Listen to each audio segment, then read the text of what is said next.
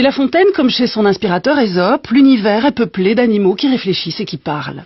Il y a les animaux qui flattent, comme le corbeau, la grenouille est vaniteuse, les moutons suivent, les goupilles sont mues par une ruse cynique, la cigale est dispendieuse, la fourmi parcimonieuse, le bœuf est sage et le cheval est prétentieux.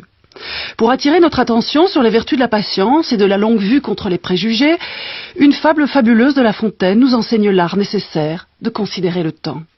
Cette fable, c'est celle du lion et du rat. Vous vous souvenez? Il y a un lion, roi des animaux, métaphore du pouvoir, de l'autorité, de la force absolue. Il y a un lion et puis il y a un minuscule rat qu'épargne le lion. Est-ce par calcul que le lion épargne le rat? La chose n'est pas dite, en tous les cas, La Fontaine ne nous le dit pas, sauf qu'il suggère qu'un lion, par principe, n'a que faire d'un raton, que dès lors un lion et un rat ne sauraient jouer dans la même cour, qui est naturellement, pour le lion, la cour des grands. Mais voilà le lion, tout puissant qu'il soit et qu'il s'estime, le voilà qui est pris dans un piège et qui pourrait mourir. Le rat se précipite à son secours, sourd à tout préjugé, et ronge le filet qui retient l'animal prisonnier. Et c'est ici, exactement, que La Fontaine dit cette chose merveilleuse. On a toujours besoin d'un plus petit que soi, et d'ajouter que patience et longueur de temps font plus que force, ni que rage.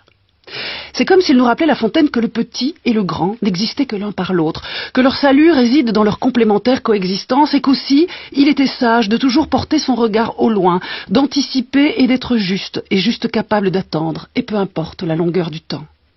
Savoir attendre serait une autre manière de dire qu'il faut du temps pour devenir ce que l'on est, ce que l'on voudrait être et ce qu'ardemment nous désirons. Attendre pour comprendre que les choses sont ce qu'elles sont, comme elles sont, indépendamment de nos croyances et de nos aveuglements.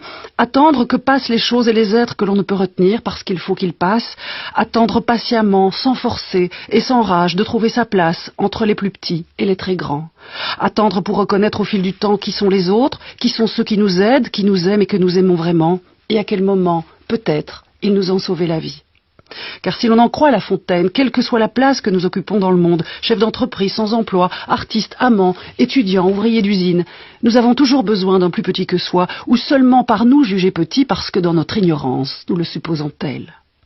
Mais qui est petit? Et par rapport à qui? Et selon quel étalon? C'est vrai, au fond, au-delà de leur apparence, qu'est-ce qu'être véritablement grand? Qui est le lion? Et à quoi pense le rat? Et vous? Qu'en pensez-vous?